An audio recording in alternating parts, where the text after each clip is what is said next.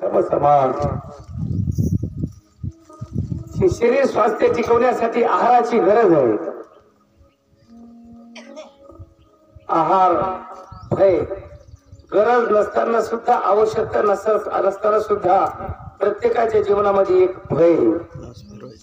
ते कोणतं भय? जन्म मरणा परते भय आणि पुनते सांग पार.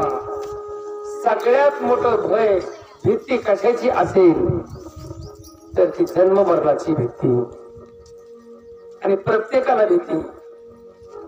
निद्रा शरीर स्वास्थ्य टिकवण्यासाठी निद्रेची गरज आहे, आवश्यकता आहे. अन्यथा शरीराचं संतुलन बिघडण्याची शक्यता असते. म्हणून निद्रेची गरज आहे. प्रजोत्पत्तीसाठी या शरीराचं संतुलन टिकवण्यासाठी मैथुनाची सुद्धा गरज आवश्यकता सांगितली. तस सप्तधान्याच्या राशी कशासाठी? सप्त ऋषी कशासाठी? वन औषधी कशासाठी? सप्तधान्याच्या राशी ज्यावेळेला भगवान परमात्मा प्रलय घडून आणतो त्यावेळेला पृथ्वीवर काही सुद्धा शिल्लक राहत नाही. ज्यावेळेला भगवान परमात्मा पृथ्वीवर सृष्टी सर्जनाचं काम करतो त्यावेळेला तुमच्या आमच्यासाठी परत हा प्राण अन्नमय प्राण आहे. तुमच्या आमच्या व्यवस्थेसाठी बीज म्हणून बीजाची पेरणी करण्यासाठी सप्तधान्याच्या राशीची गरज आहे. आणि लक्ष्मीने सुद्धा सांगितले आहे मी सप्तधान्याच्या रूपाने नटलेली. जो कोणी माझे सप्तधान्याच्या रूपाने माझी पूजा करेल प्रत्यक्ष माझी पूजा केल्याचे फळ पुण्य मिळेल. म्हणून सप्तधान्याच्या राशीची पूजा सांगितली. आणि तो राजा सत्यव्रत नावाचा राजा देवाने आकाशवाणीद्वारे मत्स्य अवतार घेऊन सांगूनही तो राजा तयारीमध्ये बसलेला आहे.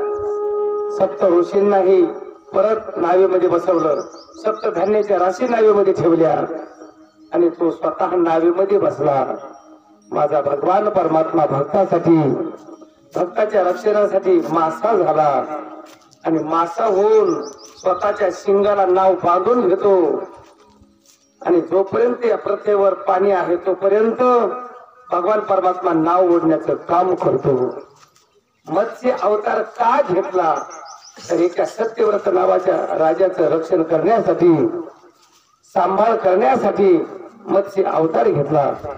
आणि शंकरसूर नावाच्या दैत्याने जे यजुर्वेद ऋग्वेद अथर्ववेद आणि सामवेद हे 4 वेद ब्रह्मदेवाच्या नासिकेमधून निर्माण झाले होते. ते शंकरसूर नावाच्या दैत्याने बघितले आणि ते समुद्राच्या बुडाला लपवून ठेवले. हे भांडवल जर देवादिकांच्या जर नजरेनं पडलं देवादिकांनीनं या 4 वेदाचा जर अभ्यास केला तर देव हुशार होतील. मग आपलं काही चालणार नाही. म्हणून आपलं चालवण्यासाठी त्या शंकरसूर नावाच्या दैत्याने खरं आपलं धन सप्त ऋषींचं जे धन आहे या विश्वाचं जे धन आहे 4 वेदामध्ये ते लपवून ठेवले वेद. आणि ते वेद आणण्यासाठी भगवान परमात्म्याने मत्स्य अवतार घेतला. पाण्यामध्ये जायचं म्हटल्यानंतर मत्स्य रूप घेऊनच जावं लागतं. म्हणून देवाने मत्स्य अवतार घेतला. जे देवाने अवतार घेतले त्या अवतारापैकी म्हणून माश्याला बघितल्यानंतर माणसाने माश्याला नमस्कार करावा. मासा मासा मासा नसून प्रत्यक्ष देव आहे भगवान आहे. मत्स्य अवताराची आठवण म्हणून मत्स्य अवताराची आठवण सगळ्या जगाला दिसावी म्हणून या बौद्ध अवतारामध्ये पांडुरंग परमात्म्याने आपल्या कानामध्ये जे कुंडल धारण केले ते मत्स्य रूपाच्या आकाराचे धारण केले. पण तुकोबारानं शुद्ध देवाचं स्वरूप वर्णन करत असताना मकर कुंडले तळपती श्रवणी कंठी कौस्तुभ मणी विराजी. समुद्र मंथनातून जो मणी निघाला तो मणी भगवान परमात्म्याने आपल्या हृदयावर धारण केला. आणि तो मणी सुद्धा सगळ्या जगाला दिसावा. कंठी कौस्तुभ मणी विराजी. आणि या ठिकाणी मत्स्य अवताराची त्या मन्याची प्रतिमा म्हणून आठवण म्हणून देव बौद्ध अवतारामध्ये पांडुरंग अवतारामध्ये धारण करतो. मत्स्य भगवान की जय. त्यावेळेला देव म्हणतो, देवाने कच्छ अवतार का घेतला, कासवाचं रूप का घेतलं, कासव अवतार का घेतला. प्रत्येक मंदिराच्या समोर कच्छ भगवंताची कासव म्हणून आपण मूर्ती बसवतो. केवळ तो कच्छ अवतार आहे, कासवाचा अवतार झालाय. या विश्वाला या जगाला मत्स्य अवतार दिसावा म्हणून आपण प्रत्येक मंदिराच्या समोर जसे जय आणि विजय बसवतो तसं ते प्रतिमा नाही बर का. तो देव आहे, कासव आहे, तो कच्छ अवतार आहे. सगळ्या जगाला कच्छ अवताराचं दर्शन घडावं म्हणून कासवाला मंदिराच्या दारामध्ये बसवतात, मंदिरामध्ये बसवतात. का घेतलं कासवाचं रूप देवानं? त्याचं उत्तर शुकाचार्य महाराज परीक्षित राजाला सांगतात.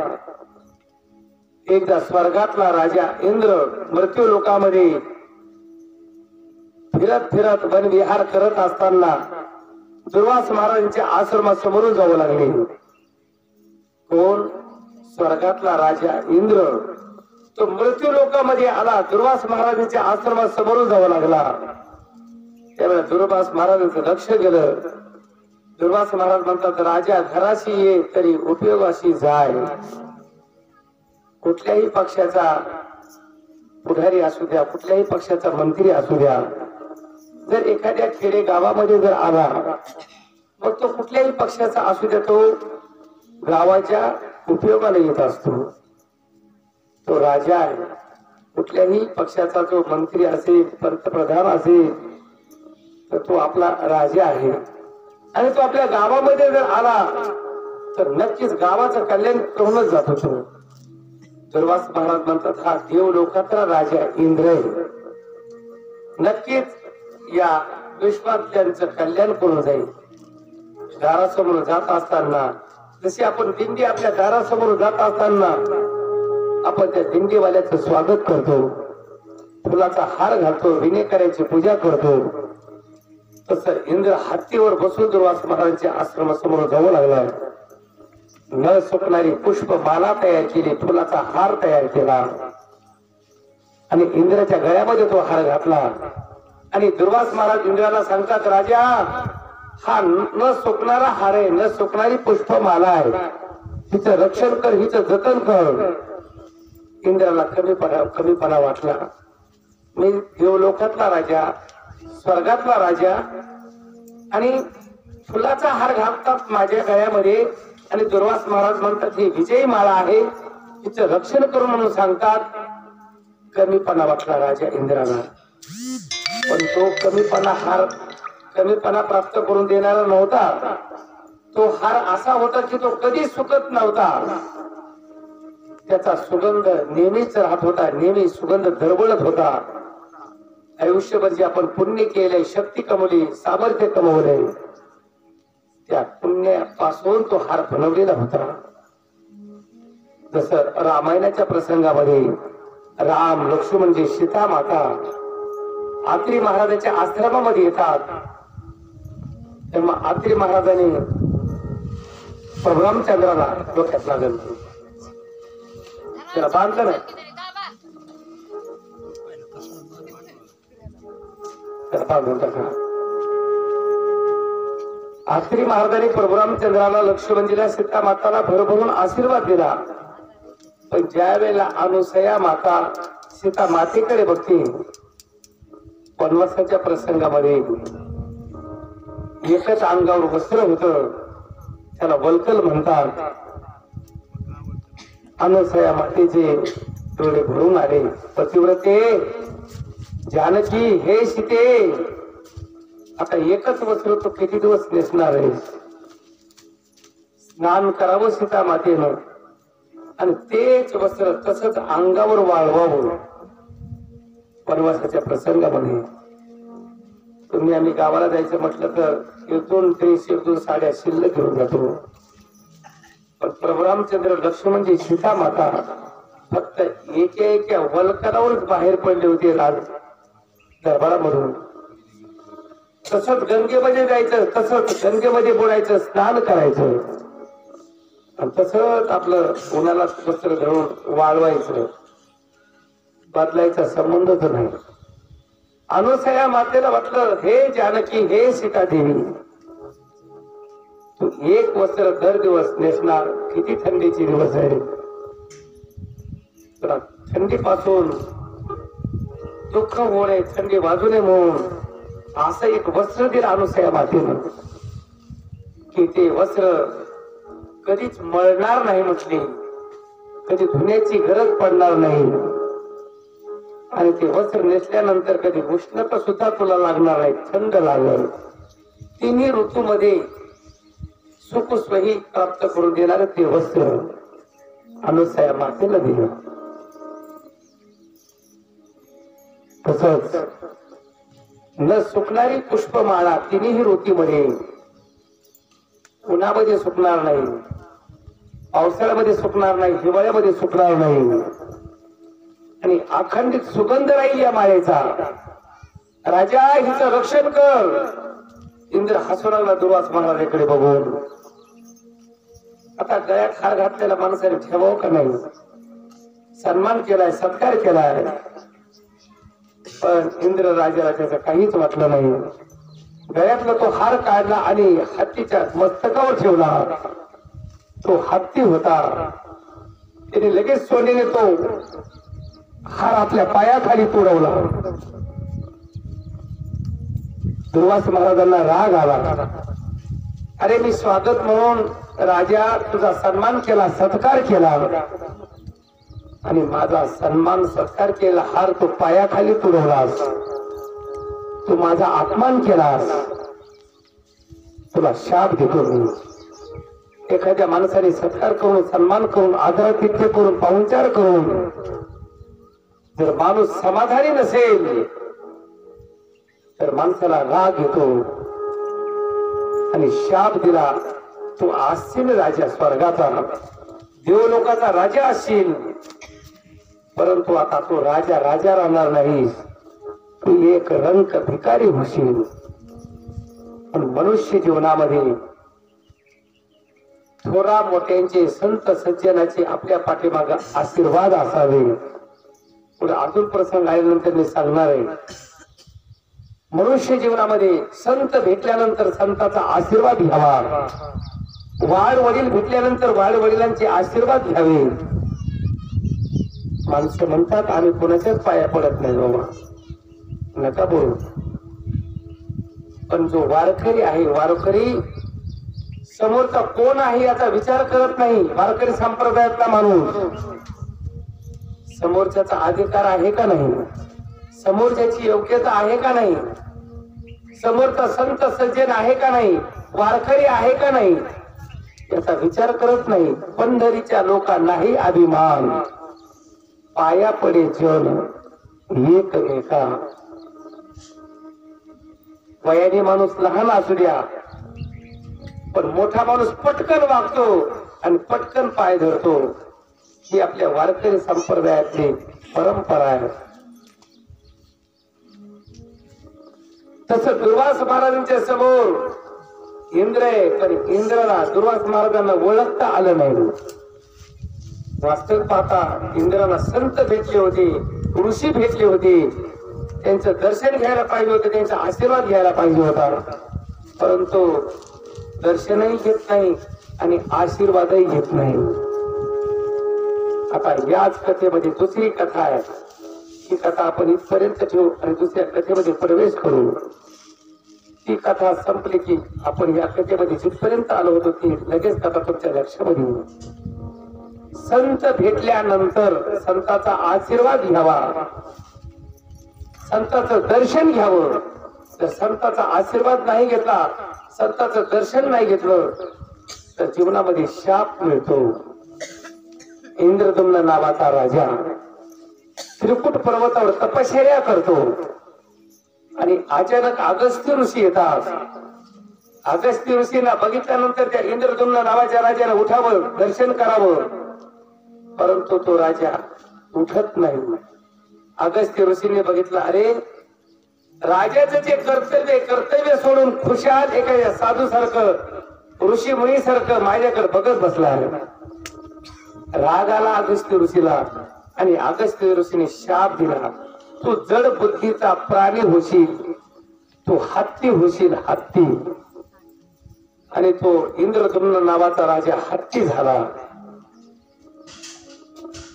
आणि तो हत्ती एक दिवस आपल्या परिवाराच्या सोबत त्रिकुट पर्वतावर, उन्हाळ्याचे दिवस होते आणि पाणी पिण्यासाठी जातो. दुपारची वेळ आहे. पत्नी सोबत, मुलं बाळाई सोबत, भाऊ सोबत आहे, भाऊजया सोबत आहे, सगळा परिवार सोबत घेऊन तो त्या त्रिकुट नावाच्या पर्वतावर एक खूप मोठं सरोवर आहे. त्या सरोवराच्या लाटा समुद्रामध्ये आणि समुद्राच्या लाटा त्या सरोवरामध्ये पडत होत्या.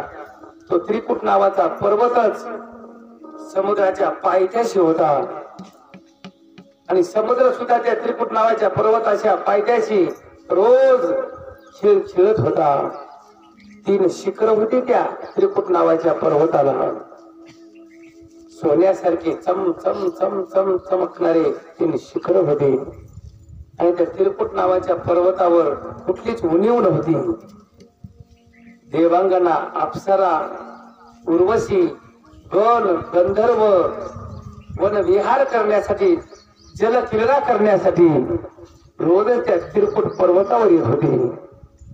देव देवता सुद्धा त्या त्रिकुट पर्वतावर फिरण्यासाठी येत होते. वन, वल्ली, अनेक फुलांचे वृक्ष. आता देवदेवता येतात, गण गंधर्व येतात, देवांगना, अप्सरा येतात म्हटल्यानंतर त्रिकुट पर्वतावर काय कमी असेल.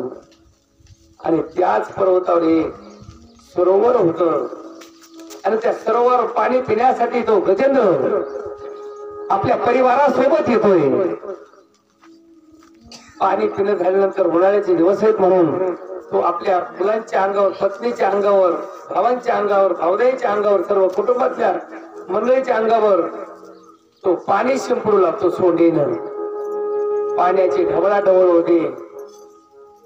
त्याच पाण्यामध्ये एक शापबद्ध होऊन हो नावाचा गंधर्व मगर होऊन राहत होता. कुणी दिला होता शाप त्यांना सुद्धा. एके दिवशी मंदाकिनीच्या तीर्थामध्ये, नदीमध्ये तो हो नावाचा गंधर्व देवांगना सोबत, अप्सरा सोबत विवस्त्र होऊन स्नान करत होता. अचानक भगवान शंकर, पार्वती माता त्या दिशेने येत होत्या.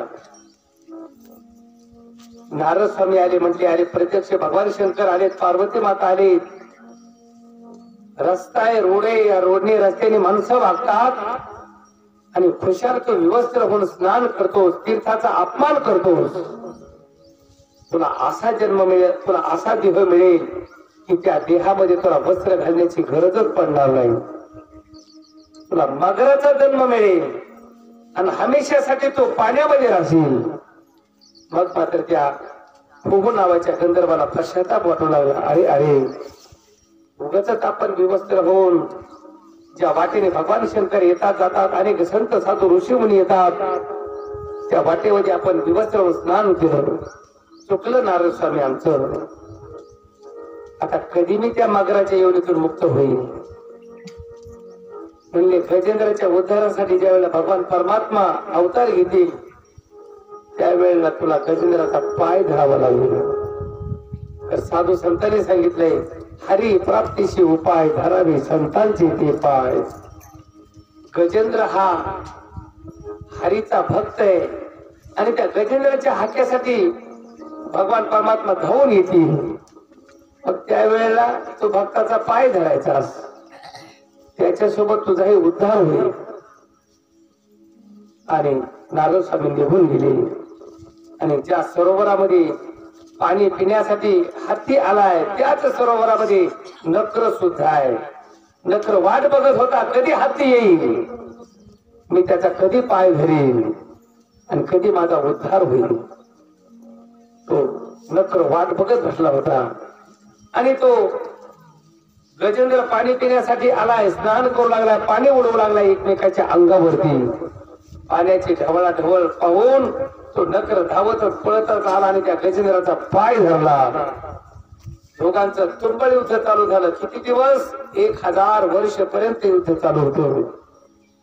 गजेंद्र त्या नकरापासून पाय सोडवण्याचा प्रयत्न करत होता, परंतु त्या नकरापासून गजेंद्रचा पाय सुटत नव्हता. एक भाव लक्षात घ्या, या संसारातल्या जीवात्म्याला तुम्हाला आम्हाला सुद्धा गजेंद्राची उपमा दिली. या विश्वामध्ये या संसाराला समुद्र म्हटलेले आणि तुम्ही आम्ही जीव या समुद्रामध्येच सुख दुःख भोगण्यासाठी आलो, या सरोवरावर स्नान करण्यासाठी आलो, संसारूपी समुद्रावरती. आणि याच संसारूपी समुद्रामध्ये तुम्ही आम्ही स्नान करत असताना, पाणी पित असताना तो काळरूपी नक्र तुमचा आमचा पाय धरणार आहे. नक्र दुसरा तिसरा कोण नसतो, तो काळ आहे. त्या काळालाच नक्र म्हटलेलं आहे. आणि याच जीवाला तुम्हाला मला गजेंद्र म्हटलेलं आहे. आणि या विश्वामध्ये या संसारामध्ये ज्या वेळेला काळरूपी नक्र या जीवरूपी गजेंद्राला पकडेल, त्यावेळेला तुम्हाला आम्हाला देवाशिवाय कोणीही सोडवणार नाही. तुम्हाला आम्हाला कुटुंबातले का सोडवू शकत नाही? तर तुम्ही आम्ही सगळे परतंत्र आहोत. तुम्ही आम्ही सगळे काळाच्या ताब्यात आहोत आणि तो काळ परमात्म्याच्या ताब्यामध्ये आहे. तुम्ही आम्ही काळाच्या ताब्यात असल्यामुळे काळ तुम्ही आम्ही सोडवू शकत नाही, पण तो काळ देवाच्या ताब्यात आहे. म्हणून त्या काळाच्या तावडीतून फक्त देव सोडू शकतो. गजेंद्र आणि नक्र दोघांचं तुंबळ युद्ध चालू आहे. पत्नी ओढण्याचा प्रयत्न करते, मुलं एकाला एक तळ्याच्या बाहेर ओढण्याचा प्रयत्न करतात. सगळे भावाचे मुलं आहेत सगळे, पण 1000 वर्ष झाल्यानंतर भावाचे मुलं बी कंटाळले. भावाचे मुलं म्हणतात, दादा राहू दे, आता सुटण्याच्या मार्गावर दिसत नाही. भावाचे मुलं अगोदर सगळ्याच्या बाहेर निघाले. त्याच्यानंतर पाठीवर पाय देऊन जन्माला आलेले भाऊ ते सुद्धा बाहेर निघाले. मग भाऊजाया म्हणतात ना, कोण कोणाच्या भाऊजाया म्हणतात, पाठीवर पाय देऊन जन्माला आलेले भाऊ जर बाहेर निघत असतील तर मग आमचं तरी काय? चला जावा बाहेर निघाल्या. शेवटी स्वतःची पत्नी होती, ती म्हणते आता आपला आधार कमी झाला, आपली मदत मिळणारी कमी झाली, आपल्या वाड्यातले सगळेच्या सगळे बाहेर गेले, आता आपल्याच्यानं एकट्याच्यानं सुटणं शक्य नाही. पत्नी म्हणते, बाळांनो मला अजून तुमचं पोट कौतुक बघायचं राहिलेलं आहे. सुना नात सुना सगळा प्रपंच बघायचा राहिलेला आहे. बाळांनो त्यांना सोडून जर आपल्यापैकी एखाद्याला जर धरलं त्या मगराने तर आणि सोडून देतात. पत्नी सोडून देते, मुलं सोडून देतात आणि सगळे त्या सरोवराच्या काठावरून बघतात. आणि हा त्यांच्याकडे बघतो आणि ते यांच्याकडे बघतात. गजेंद्र म्हणतो, अरे अरे मी तर तुम्हाला माझ्या कुटुंबातले माझे प्राण आहेत म्हणून मी तुम्हाला समजत होतो, कारण तुम्ही तर आता मला सगळे सोडून गेलात. आता मला नाहीत का मग तुम्ही सोडवणार? बघितलं म्हटले, तुम्हाला सोडवण्याचा आम्ही प्रयत्न केला. 1000 वर्ष झालं म्हटले, आता किती दिवस वाट बघावी म्हटले. पत्नी म्हणून आली, पिकलं पाणी आज न उद्या जाणार आहे, पण त्यांना सोडून तुम्हाला जर धरलं तर मग किती मला दुःख मोठं होईल. कोणीच त्या गजेंद्राला सोडवायला तयार नव्हते. सगळे त्या तळ्याच्या काठावरून बघत होते. शेवटी तो निराश झाला गजेंद्र. तो म्हणतो, माझे ज्यांना मी म्हणत होतो ते माझे कुणीच नाहीत, मला जर सोडवत नाहीत तर माझे कसले ते नाही रे, नाही कोणाचे कोणी नाही रे, नाही कोणाचे कोणी बहीण कुणाची भाऊ कोणाचा कोण कुणाचे सखे सोयी रे मेल्या मागे सर्व राहिले तुटतील धागे दोरे मायेचा बाजार प्राण्या मायेचा बाजार नाही रे नाही कुणाचे कोणी सगळे तुम्ही आम्ही म्हणतो हे माझे ते माझे ते माझे महाभारतामध्ये अर्जुनाला सुद्धा असाच मोह झाला होता ज्यावेळेला कौरवाचं पांडवाचं युद्ध चालू आहे त्यावेळेला भगवान परमात्मा अर्जुनाला सांगतात अरे अर्जुना आतापर्यंत तुम्ही सज्जनपणाने वागलात सर्वपणे वागलात पण हे कौरव नेहमीच कपटपणाने वागतात सूडबुद्धीने वागतात आता तुम्हाला युद्ध केल्याशिवाय पर्याय नाही शांतीदूत म्हणून गेले होते भगवान परमात्मा दुर्योधना हे सुयोधना अरे 5 भाऊ आहेत निदान 5 भावासाठी निदान 5 गावं तरी द्या दुर्योधनाने सांगितलं 5 गावं सोडून बोला सुईच्या अग्रभागावर मावेल एवढीशी भूमी सुद्धा मिळणार नाही 5 गावं मागता तुम्ही शेवटी उपयोग झाला नाही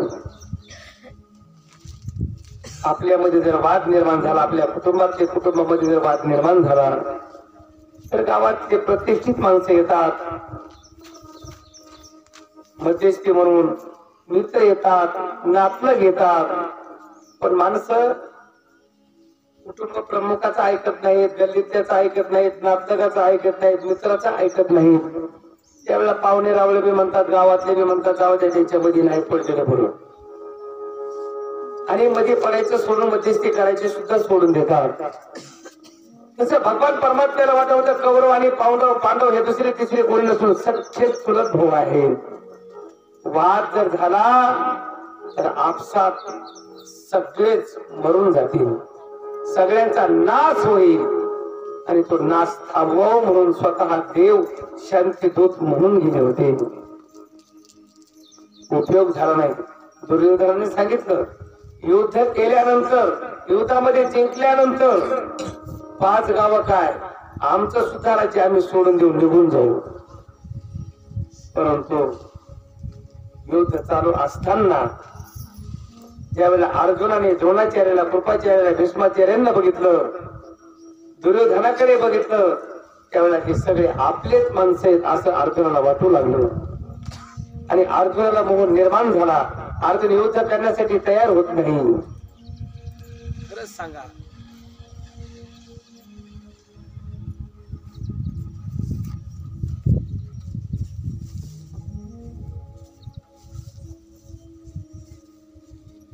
बस बस कृष्णा बस ये इकडे गाडी चालू करीन नाही तर ते दोस्त आहे का आपला काय नाही दोस्त ते काय भैया दोस्त तिकडे बघा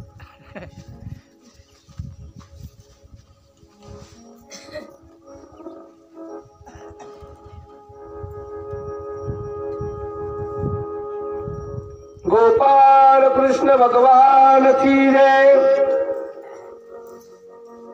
पितामह भीष्माचार्य कौरवांचे आणि पांडवांचे पंजोबा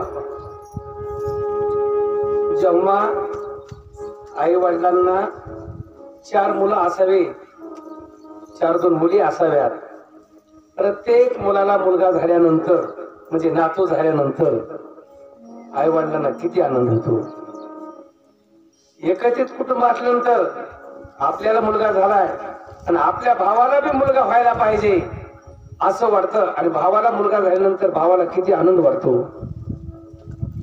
बहिणीला सुद्धा मुलगा व्हावा बहिणीला मुलगा झाल्यानंतर भावाला आनंद होतो माझ्या बहिणीला मुलगा झाला बहीण म्हणते माझ्या भावाला मुलगा झाला सगळ्या नात्या गोत्यातल्यांना सगळ्यांना आनंद होतो पण ज्या वेळेला एकमेकाच्या जीवावर भांडणासाठी उडतात त्यावेळेला वाईट वाटतं. अरे अरे माझ्या भावाला मुलगा नव्हता, मला वाटलं होतं की जसा मला मुलगा झाला तसं माझ्या भावाला सुद्धा मुलगा व्हायला पाहिजे. मात्र एक दिवस तोच पुतण्या जर आपल्या अंगावर दगड घेऊन, भोंडे घेऊन, काठी घेऊन मारायला येत असेल, त्यावेळेला चुलता म्हणणाऱ्यांना काय वाटत असेल, किंवा मायबापांना काय वाटत असेल, अरे काय चाललंय आपल्यातले आपल्यात. पितामह भीष्माचार्यांना जेव्हा धृतराष्ट्रांना 100 मुलं झाली आणि एक दुष्यरा नावाची मुलगी झाली, त्यावेळेला पितामह भीष्माचार्यांना खूप मोठा आनंद झाला. आणि पंडू राजाला 5 मुलं झाली, धर्म, भीम, अर्जुन, नकुल, सहदेव. त्यावेळेला पितामह भीष्माचार्यांना सुद्धा खूप मोठा आनंद झाला होता. आनंदाच्या भरामध्ये त्यांनी साखर पान वाटली होती, सर्वांना वस्त्र भूषण अलंकार दिले होते. कधी पंडू राजाला 5 मुलं झाली, धर्म, भीम, अर्जुन, नकुल, सहदेव झाले तेव्हा.